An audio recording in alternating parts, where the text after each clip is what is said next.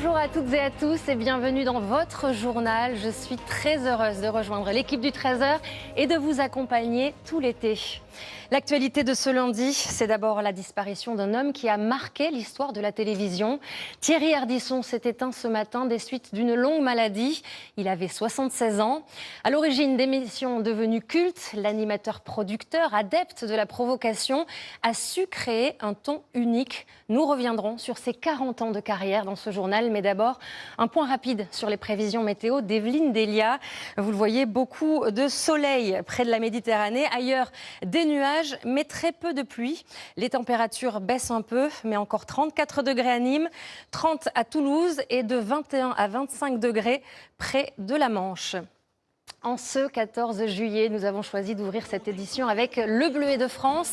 Il fête cette année ses 100 ans et a reçu pour l'occasion un très beau cadeau, une chanson de Monsieur Jean-Jacques Goldman. La personnalité préférée des Français est sortie exceptionnellement de sa retraite pour écrire un titre inédit en hommage à nos blessés de guerre, aux victimes du terrorisme et pupilles de la nation. Une chanson qui a clôturé ce défilé du 14 juillet. Olivier Santiki avec Emmanuel Binet et Séverine Fortin. Une éclosion pour la vie.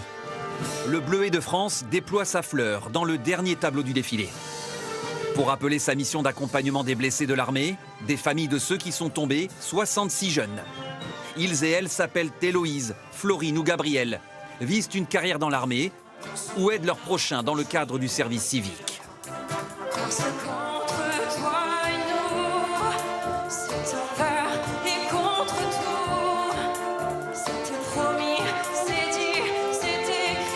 Pour les accompagner, 2 chanteurs, anciens gendarmes, dont l'un blessé en opération, et une mélodie créée pour l'occasion.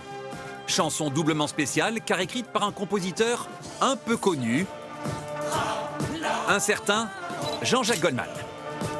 L'artiste, en retrait complet de la vie publique depuis de nombreuses années, a fendu l'armure et l'anonymat pour offrir au Bleuet de France cet hymne à la solidarité et la résilience. Il a cédé ses droits au profit de la cause. C'est une bonne initiative et très patriotique, donc tout le monde devrait plutôt suivre son exemple.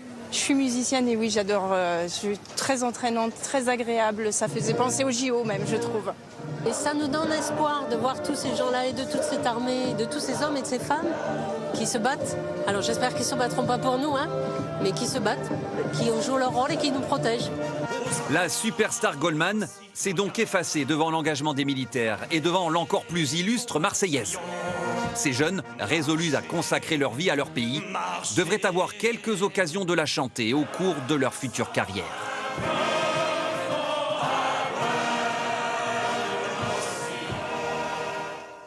Un symbole très fort. Vous l'avez peut-être remarqué, ce n'était pas un défilé comme les autres aujourd'hui. Dans un contexte international toujours plus tendu, l'armée française a voulu montrer sa capacité à partir au combat. Plus qu'un défilé, cela ressemblait à une démonstration de force.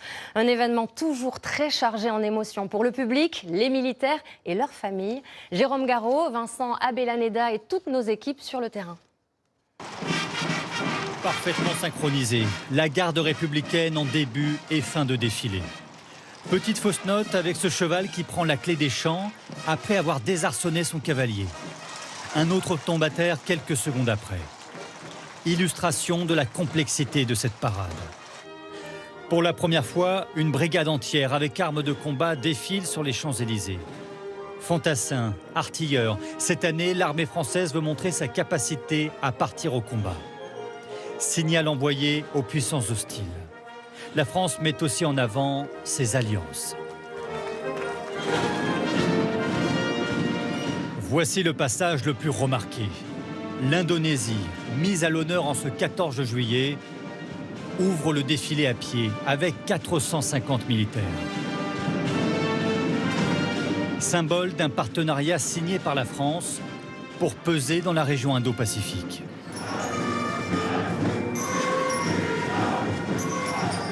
Au total, l'armée française fait parader 7000 hommes et femmes, applaudis par le public. Bravo Alice! Et leurs familles. Comme ce père ému qui attend le passage de son fils. quelque temps, c'était moi qui défilais il y avait plusieurs années ici en camion. J'ai fait comme lui la chance de défiler à pied, mais ouais, c'est beaucoup d'émotions. C'est mon fils. Alors c'était chouchou. Bon, voilà. Vous avez ressenti quoi en le voyant? Regardez, voilà, plein d'émotions. Et il a la chance d'être porte-drapeau de son régiment aujourd'hui, donc oui, c'est un peu magique quand même. Ouais. On n'a pas tous la possibilité de faire, et peut-être pourquoi pas un jour, oui, nous défiler. Je pense que le but de tout militaire, c'est au moins défiler un jour, une fois dans sa vie pour le 14 juillet. Traditionnellement les plus acclamés, la Légion étrangère au pas plus lent et les pompiers de Paris.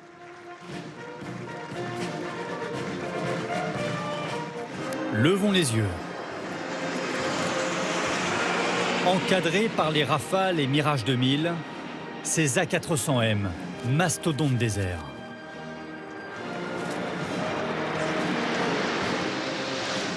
Au total, 68 avions, 33 hélicoptères survolent la capitale.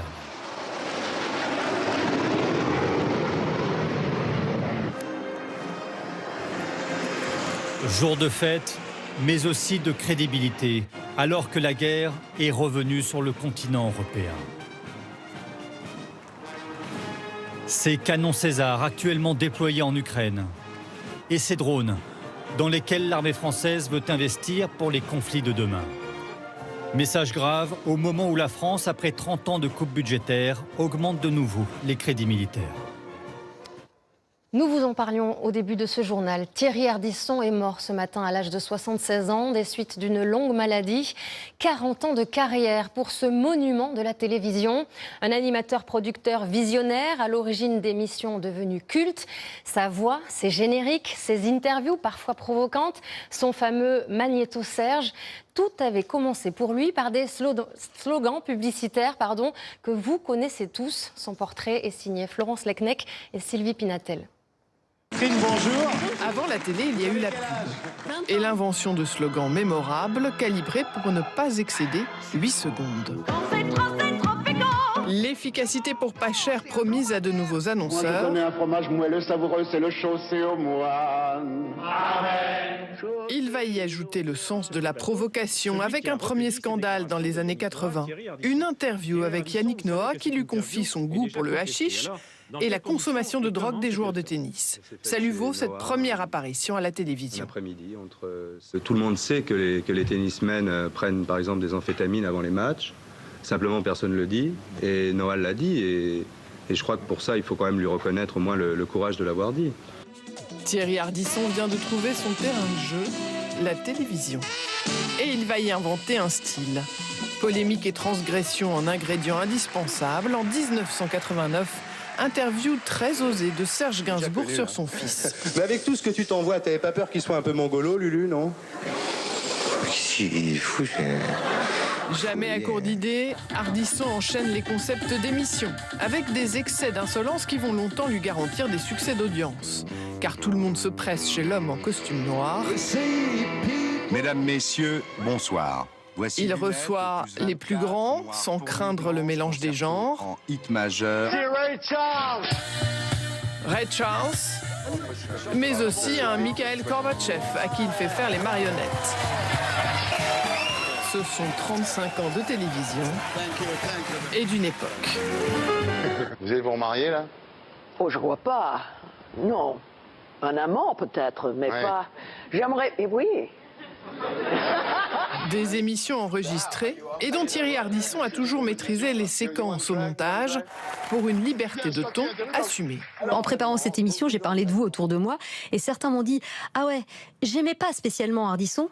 Mais par contre, il se passait toujours quelque chose sur ces plateaux. Ben oui, c'est l'objectif. Et ne pas être aimé, c'était pas un problème pour vous? Non, j'ai jamais rien fait pour être aimé. Enfin, je veux dire, j'ai jamais été démago. Thierry Ardisson. Sans chercher les honneurs, disait-il, puisqu'il avait le succès, récompensé par ce 7 d'or de la meilleure émission en 2000. Ben, je vous remercie vraiment beaucoup parce que je m'y attendais pas. Et le prix du meilleur animateur, 15 ans plus tard. Ça arrive parce qu'ils ont élu Yann Barthès et Cyril Hanouna Après, il restait plus que moi. Ils n'allaient pas nommer Corée non plus. Le roi de l'audimat jusque tard les samedis soirs, quand le petit écran était encore le nombril du monde. C'est vous la star, en fait, un peu de Cellule Terrien, l'ensemble de vos émissions. Je pense que dans mon émission, je dois parler 70% du temps. Et les invités, 30%. Donc les invités, oui, ils changent. Moi, je suis toujours là. Qu'est-ce que vous regardez, vous, aujourd'hui, à la télé? Qu'est-ce qui vous plaît? Je regardais le CI parce qu'il y a ma femme. Ouais. Audrey Crespo-Mara. Un amour cathodique avec notre consoeur. Pour parvenir, disait-il, à se réconcilier avec le monde et sans doute aussi un peu avec lui-même. Notamment avec une enfance dont il a eu honte, souvent, et qu'il a longtemps cherché à ensevelir sous l'argent, la drogue et les paillettes. Je comprenais pas ce que je foutais dans cette famille. Pourquoi on n'avait pas une DS-19 mais une Dauphine? Pourquoi on habitait dans un immeuble et on n'avait pas une propriété au bout d'une allée d'arbres? C'est-à-dire, je comprenais pas pourquoi moi j'étais là.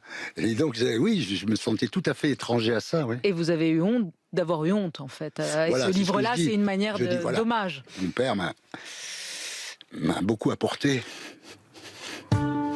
Un livre écrit comme un testament, et dans lequel Thierry Ardisson raconte comment l'homme en noir s'est blanchi avec le temps.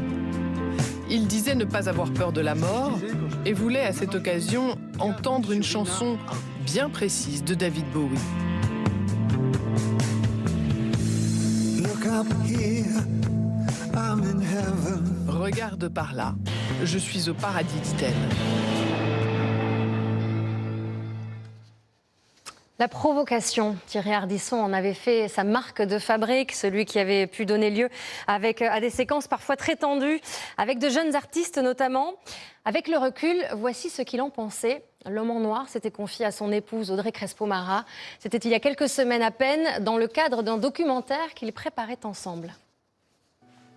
C'était l'époque. Il n'y a rien de pire que de juger le passé avec les yeux du présent. Ça s'appelle un anachronisme. C'est des images d'une époque. C'est vrai que passer ça aujourd'hui, voilà, il y a un décalage énorme. Maintenant, on est dans MeToo, donc ça passe plus. Aujourd'hui, on ne pourrait plus refaire ce type d'interview à la télévision. J'en suis parfaitement conscient. Et je comprends très bien, moi aussi, que voilà, aujourd'hui, il y a des choses qu'on ne peut plus dire parce que ça fait du mal aux gens. Ça, c'est un argument qui me touche. C'est même le seul. Moi, je comprends mieux les autres. Avant, j'étais quelqu'un qui vivait pas comme moi, c'est un con. Mais, voilà. Maintenant, j'ai compris qu'on n'était pas obligé de vivre comme moi. On devient plus tolérant, plus compassionnel. J'aime bien cette période. Le problème, c'est que ça n'a pas duré longtemps. Son épouse, notre consoeur et amie Audrey Crespo-Mara, a réagi auprès de l'AFP. Thierry est parti comme il a vécu, en homme courageux et libre. Avec ses enfants et les miens, nous étions unis autour de lui jusqu'à son dernier souffle. L'Élysée a salué la mémoire de l'animateur, estimant dans un communiqué qu'il a contribué à écrire l'histoire de la télévision française. D'autres voix ont voulu lui rendre hommage. Écoutez les réactions de ses proches. Si le métier de DJ est devenu connu, c'est en partie grâce à lui, parce que les DJ n'existaient pas avant. Donc le fait d'être à l'antenne dans une émission culte, avec des platines, ça a changé ma vie, moi. Ardisson, c'est d'abord, évidemment, si on cherche un synonyme, c'est liberté. C'est-à-dire, voilà, on fait tout ce qu'on ne doit pas faire, il faut aller le plus loin possible, et c'est ça qui a fait le succès, évidemment. Je lui avais dit, si tu es aussi brillant à la télé que tu l'es dans un restaurant, quand nous déjeunons ou dînons ensemble, tu feras une carrière énorme. C'est ce qu'il a fait. Mais il a toujours été drôle quand même quand on dînait ou déjeunait ensemble. Thierry Ardisson nous a donc quittés à l'âge de 76 ans. Au nom du groupe TF1, nous adressons toutes nos condoléances et nos pensées à sa famille, à ses proches et bien sûr à notre consoeur et amie, son épouse Audrey Crespo-Mara. Dans l'actualité du jour également, la fin de cavale pour le détenu qui s'était évadé de la prison de Lyon-Corba. Il a été interpellé tôt ce matin à une vingtaine de kilomètres de là, à Sathonay-Camp. Vendredi dernier, il avait profité de la libération de son co-détenu en se cachant dans son sac. L'alerte n'avait été donnée que 27 heures plus tard. Comment cette évasion rocambolesque a-t-elle pu arriver et que sait-on de son arrestation? Récit de Maureen Bajac, Marie Belot et Nadia Hadjbouziane. Sortant d'une de ses caves à 6 h ce matin, il pensait poursuivre sa cavale. Mais le fugitif est interpellé par les policiers lyonnais. C'est ici qu'il s'était retranché, à Satonnet-Camp, commune de 7000 habitants, tous déconcertés ce matin. Ah, c'est calme, hein. C'est une campagne, c'est bien un petit village. Hein. Tout le monde se connaît, c'est vrai que des trucs comme ça, non, incroyable. Improbable pour moi, en effet, oui. La commune est à 29 minutes en voiture de la prison de Lyon-Corba, où le fugitif était incarcéré. Vendredi matin, l'homme a profité de la sortie de son codétenu pour se faufiler dans ses affaires. 1,72 m, recroquevillé, tapi dans un sac sur un chariot jusqu'à la sortie. Des sacs jamais fouillés, rien d'inhabituel pour cet ancien directeur de prison. Les détenus, en fonction de la durée d'incarcération, peuvent avoir accumulé beaucoup de vêtements. Il n'y a rien à voler en particulier, donc on ne fouille pas au départ. Toutes nos procédures ne sont pas complètement parfaites et qu'il faut tous les jours réfléchir aux éventualités et aux projets d'évasion. Eliazid A, 20 ans, est poursuivi pour meurtre en bande organisée et plusieurs infractions liées au port d'armes. Son absence n'est signalée que 27 heures plus tard, lors de la ronde quotidienne des surveillants. A-t-il prémédité cette évasion? A-t-il bénéficié de la complicité de son codétenu? L'administration pénitentiaire a ouvert une enquête interne. C'est la première fois que l'administration pénitentiaire française connaît une évasion de ce type-là. Ce qui est certain, c'est qu'il y a eu une série de défaillances, une série d'erreurs que nous cherchons à expliquer pour faire toute la lumière sur ce qui a conduit à cette évasion. La prison de Lyon-Corba accueille 1200 détenus pour 680 places, rappellent les surveillants pénitentiaires. Pour l'heure, le fugitif est entendu dans les locaux de la police lyonnaise. Cette évasion pourrait alourdir sa peine de 3 ans de prison supplémentaire. Les enquêteurs recherchent toujours son codétenu pour l'auditionner. Comment trouver 40 milliards d'euros? François Bayrou prendra la parole demain pour présenter les arbitrages du gouvernement. Des économies auxquelles s'ajoutent les 3,5 milliards annoncés par Emmanuel Macron pour financer l'effort de guerre dès l'an prochain. Parmi les pistes, la suppression d'un jour férié. Ce ne serait pas la première fois. Guillaume Bertrand, Quentin Dehé et Julie Revol. Nous le savions avant même de vous poser la question. Travailler un jour férié, en plus sans être payé, dans les rues de Clermont-Ferrand ce matin, il n'en est pas question. Je trouve qu'il faudrait quand même rémunérer parce que tout travail, comme les autres jours fériés, mérite salaire. Je suis pas pour. Non, pas d'accord. À force de chercher, nous avons trouvé quelques personnes favorables à cette idée pour financer le budget de l'armée. Pourquoi pas, hein, c'est, on va dire, un engagement ou une participation personnelle de chaque citoyen. En France, il y a quand même pas mal de jours fériés. Hein. Pas tant que ça, finalement. La France est l'un des pays européens à avoir le moins de jours fériés. Nous en avons 11 en tout, répartis sur 8 mois. Et il y en a un que beaucoup de salariés travaillent déjà bénévolement, le lundi de Pentecôte. Cette année, c'était le 9 juin. Cette journée, dite de solidarité, a été mise en place après la canicule de 2003 pour financer les aides aux personnes âgées. Une mesure à l'époque très discutée. La mesure la plus spectaculaire, vous l'avez entendu en titre, c'est la décision de supprimer un jour férié. J'aurais préféré rester chez moi, mais comme le gouvernement ne veut pas nous laisser notre journée tranquille, alors donc on va venir travailler.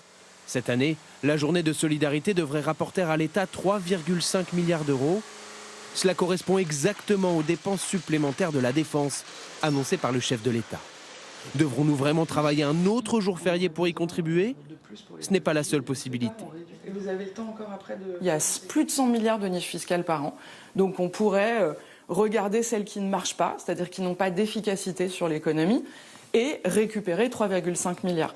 Autre piste qui pourrait être envisagée, modifier les règles du temps partiel. Pour pouvoir en bénéficier aujourd'hui, il faut travailler 24 heures par semaine minimum. Demain, cela pourrait être 1 ou plusieurs heures supplémentaires, avec autant de cotisations sociales et patronales en plus dans les caisses de l'État. Regardez maintenant ces images spectaculaires. Le célèbre lion d'or d'Arras descendu du beffroi en hélicoptère pour la première fois depuis sa pose il y a près d'un siècle. Un symbole pour la ville que les habitants pourront venir voir de très près, mais seulement jusqu'à 18h. Après, il partira pour être restauré en Dordogne. Dans le Pas-de-Calais, Bora Argirbas et Sébastien Boé. C'est une opération périlleuse. Perché à 75 mètres de haut, ce lion en cuivre de plus de 300 kg est décroché puis élitreillé jusqu'au sol. L'originalité, c'est ça, c'est le survol de la ville par l'hélicoptère. Donc il a fallu préparer les élingues, les crochets au milieu de la place parce qu'il n'avait pas le droit de survoler la ville. En fait. Une sculpture qui est très, très souple, d'où la nécessité de savoir exactement comment la prendre pour pas qu'au moment du levage, on vienne écraser la structure. De nombreux curieux sont venus assister à cette opération extraordinaire. L'hélico, quand même, sur la place, c'est pas très grand. Hein. Il manque un truc. Bon, là, il y a encore des gars qui sont là-haut, ça va, on a l'impression qu'il y a quelque chose. Mais après, ça fait drôle. Hein. C'est la première fois depuis sa pose en 1929 que le lion, symbole de la ville, retrouve le sol arageois. En mauvais état, il a été enlevé pour être restauré. En particulier, la queue manquait de tomber. On s'est rendu compte qu'il y avait donc des faiblesses et donc il faut vraiment le restaurer en même temps pour éviter, bien sûr, une catastrophe. Le lion, si vous voulez, c'est un symbole fort du Moyen-Âge. Hein. D'ailleurs, il y a à la fois le lion des Flandres et le lion d'Artois. Le lion, c'est la puissance, c'est la gloire. À peine la place rouverte, la foule se regroupe autour de l'animal qui fait plus de 5 mètres de haut. Les habitants y sont très attachés. Le cœur qui palpite, ouais, c'était très émouvant. Quand on le voit de là-haut, on le voit plus petit.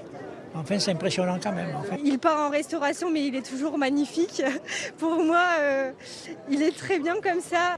La restauration du lion est estimée à près de 150 000 €. Il fera son retour dans 1 an et demi pour veiller à nouveau sur les Arageois. Outre le défilé militaire très attendu, le 14 juillet est aussi l'occasion d'entretenir la tradition des bals populaires. Ils sont organisés chaque année dans des centaines de communes. Des flambeaux, de la musique, des danses. Le parfait mélange pour lancer l'été. À Bar, dans le Bas-Rhin, Jacques Boivin et Eric Schings. Je dois sourire avec vous, là, avec cette équipe-là. Chaud devant, la tarte flambée n'attend pas. C'est un marqueur de toutes les fêtes alsaciennes et le bal du 14 juillet ne déroge pas à la règle. Sans tarte flambée, c'est pas possible en Alsace. Sans barbecue à la rigueur, ça se peut, mais sans tarte flambée, non, c'est pas possible. Sans tarte flambée et sans picon, c'est pas possible. Nous sommes au cœur du vignoble, à Bar. Sur la place de la mairie, l'ambiance va crescendo. Beaucoup de locaux, des touristes aussi, on se mélange, on échange. Ça permet de se retrouver, de discuter entre nous, de prévoir les prochaines festivités. Ça fait un bon moment partagé entre amis, c'est l'essentiel. C'est ça la vie. Hein. Plus haut dans le village, on se prépare à perpétuer une tradition séculaire, le défilé au flambeau. Ça fait vraiment partie de notre vie, quoi, finalement. Depuis l'enfance, quand on grandit à Bar, on est là tous les 13 juillet pour faire la retraite au flambeau. Une Madeleine de Proust pour tous les Barois. Et c'est au son des cornemuses que plusieurs centaines de personnes empruntent les venelles de la cité viticole pour rejoindre la fête, trinquer à l'amitié et assister au traditionnel feu d'artifice. Du bleu, du blanc, du rouge, les codes sont respectés. Une coiffe alsacienne pour la couleur locale et un orchestre pour mettre le feu. Le besoin de déconnecter fait le reste. Quand toute la place se met à danser, c'est gagné. Les gens ont dans la tête de faire la fête et on le voit, on le ressent. Et quand on leur transmet l'envie de chanter, de danser, ils nous le rendent, mais au centuple. Cette année encore, le 14 juillet, c'est le top départ de l'été et il semble bien parti. Une autre bonne occasion de faire la fête. La France qualifiée en quart de finale de l'Euro grâce à une victoire renversante face aux Pays-Bas, 5-2 alors que les Françaises étaient menées 2-1. On a vu à l'image le premier des 2 buts de Delphine Cascarino qui a permis de repasser devant. Les Bleus affronteront l'Allemagne pour une place en demi-finale. Ce sera samedi prochain sur TF1. C'est l'heure du 13h à vos côtés. Bonjour Pierre Galassio. Bonjour Isabelle. Une question aujourd'hui de Guy il habite à Templemars dans le Nord.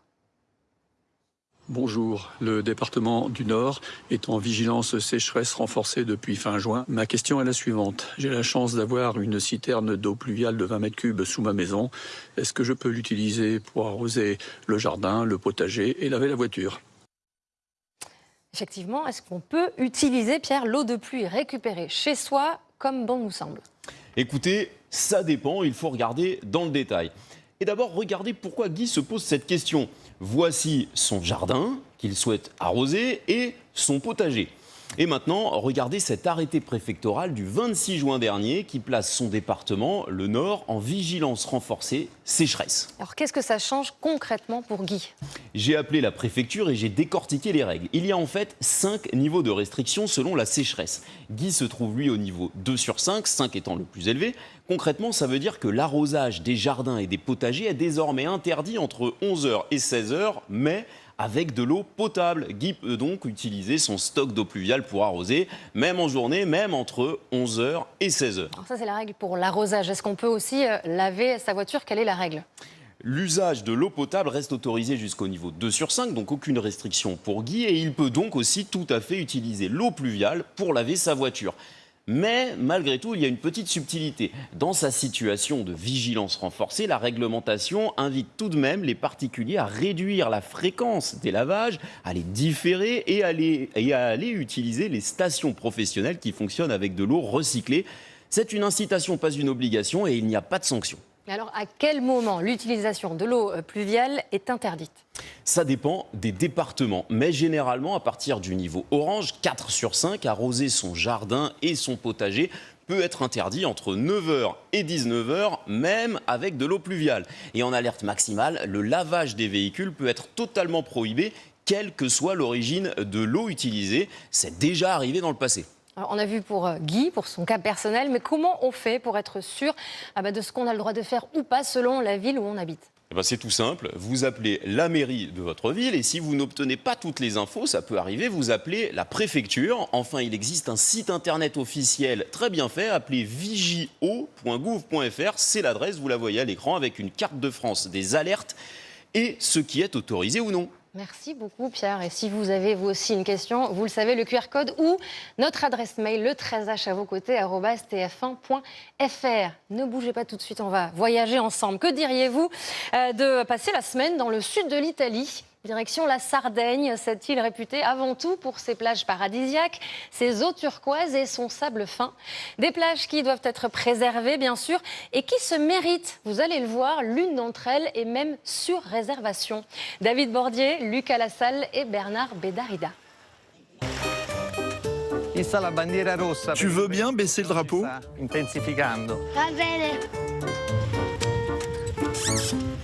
Quant à Alfredo, installe ses 40 transats, parfaitement alignés, face à la mer Tyrrhénienne, à la pointe nord-est de l'île.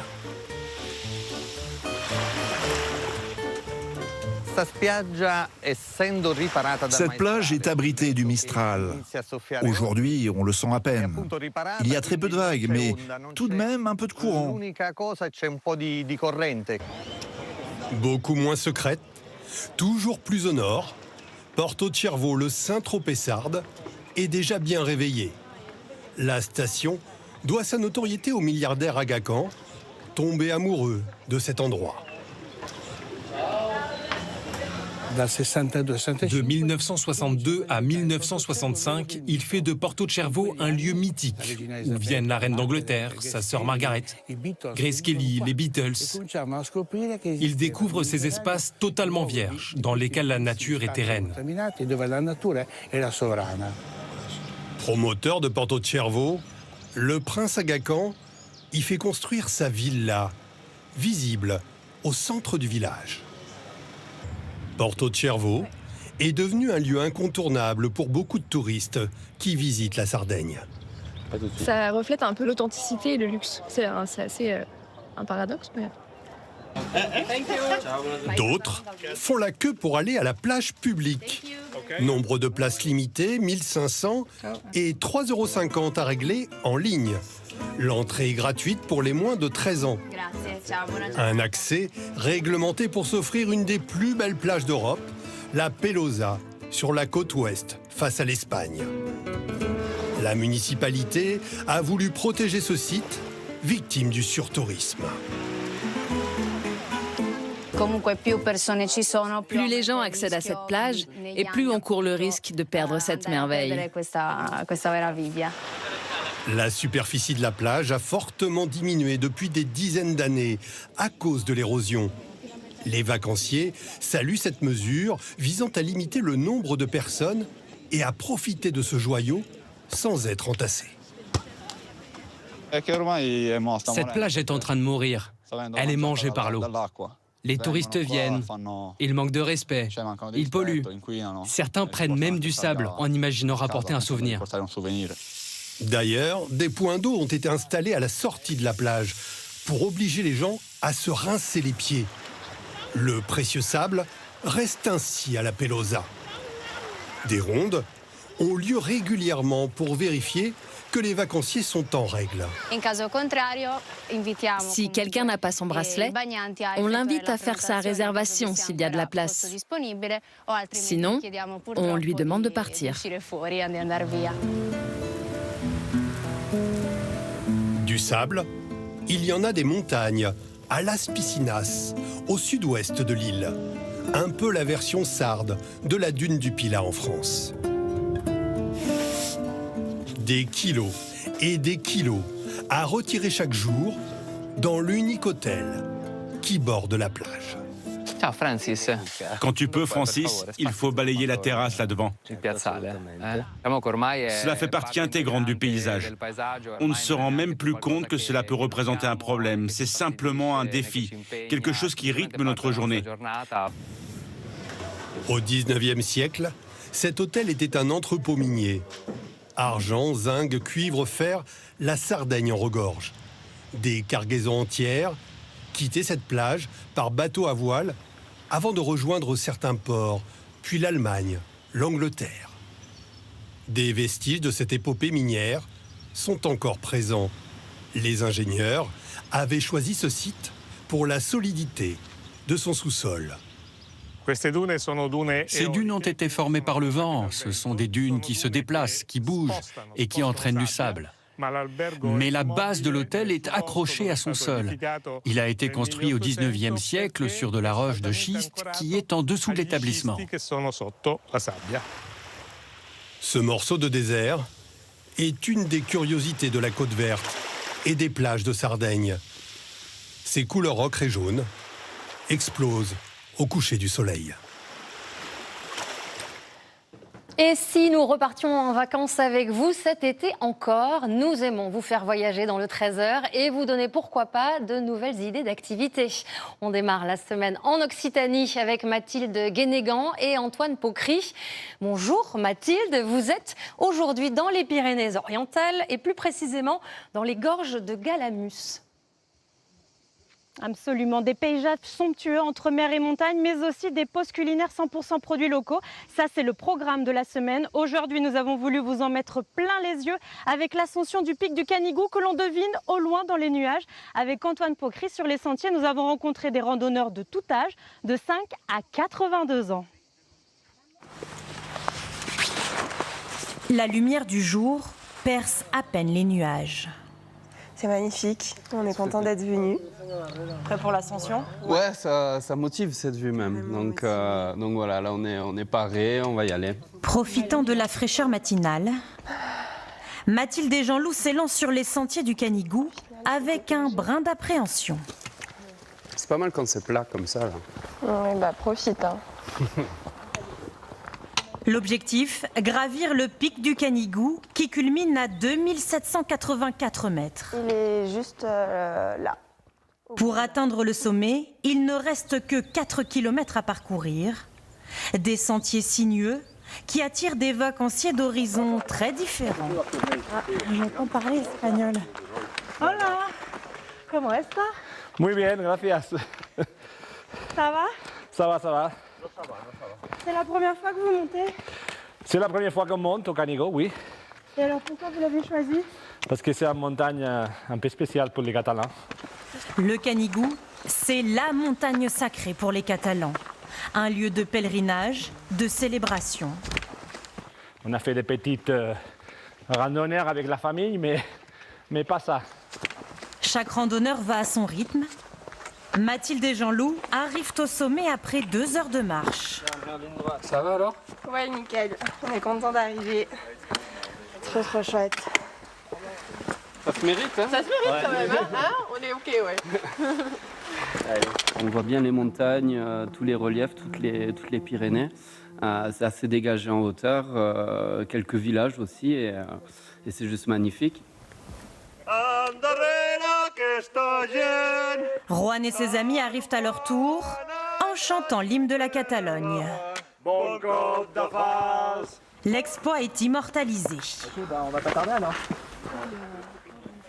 En descendant, nous apercevons quelques animaux et faisons la rencontre de René et Marie-Louise, 80 ans. Ils viennent ici en vacances régulièrement. Bonjour.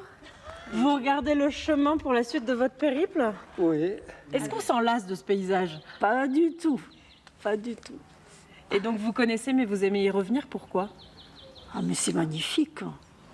Ces Lillois planifient aussi la suite de leur voyage et préparent quelques souvenirs. Je fais des cartes postales que j'envoie à mes proches pour leur raconter mes vacances. On le recommande, mais pas trop pour pas qu'il y ait trop de monde. Ouais, c'est ça. Bah, même ici, là, dans le refuge, ça fait bizarre parce qu'on est tranquille dans la montagne et puis d'un coup, il y a beaucoup de monde, donc ça change un peu, mais c'est sympa aussi. Cochon, canard. Fromage, pâté, jus de fruits, dégustation de produits du terroir.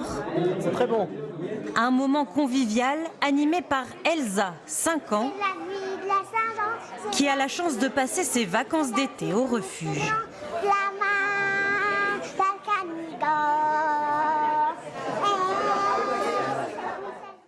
Une future recrue peut-être pour TF1, sait-on jamais. Mathilde, pour demain, je crois que vous nous avez réservé une activité à faire en famille et au frais, c'est ça?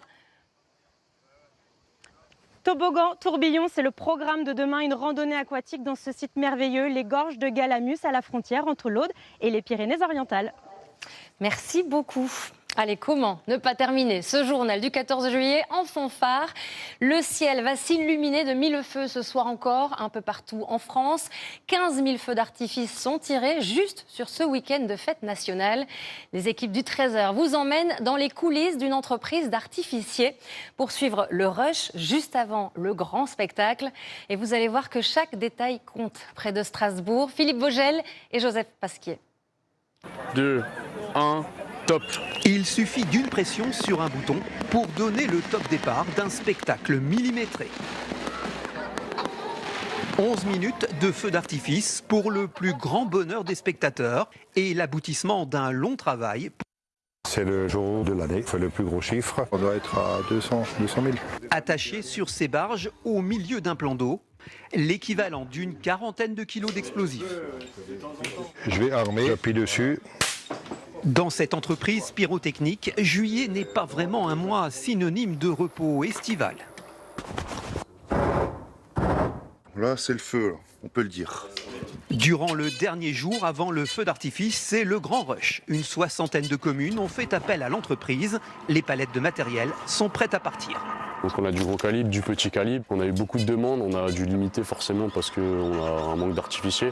C'est en constante augmentation. Donc. Les camions acheminent le matériel de tir. Les explosifs, eux, arrivent par convoi sécurisé. C'est des sociétés spécialisées qui assurent le transport. Là, on a plus d'une centaine de bombes, un petit peu moins de 30 kg de poudre pure. Ligne 26, chapelet de sang. Vous ne verrez pas la poudre. Les bombes sont scellées en usine, mèches comprises, prêtes à l'emploi. Juste avant le tir, une commission de sécurité vient contrôler la conformité des installations. Un dispositif pyrotechnique, au moins un artifice de catégorie F4 ou T2. Alors autant la qualification des produits que la qualification des artificiers qui mettent en œuvre tous ces produits. Les formes, la couleur des artifices dépendent de billes de couleur placées dans les sphères de poudre. Elles s'enflammeront dans le ciel car le spectacle s'apprécie, la tête tournée vers les étoiles. Des pyrotechniciens qui les font, ils doivent travailler dur aussi, il doit y avoir de l'entraînement pour faire tout ça. Même pour les emplacements, etc., c'est très intéressant à découvrir aussi. On est un peu tous réunis, un moment festif. Ce soir, environ 15 000 feux d'artifice seront tirés dans toute la France pour des budgets avoisinant 200 000 € dans des grandes villes. Le prix d'un moment d'émerveillement. Un mot de la bourse, elle est en baisse, 0,47%, 7 792 points. L'information continue sur LCI, Canal 15. Et ce soir, à 20h, le journal de Jean-Baptiste Boursier. À suivre tout de suite la météo d'Evelyne Delia, puis votre feuilleton Plus belle la vie, encore plus belle. Je vous souhaite un très bon après-midi et je vous dis à demain.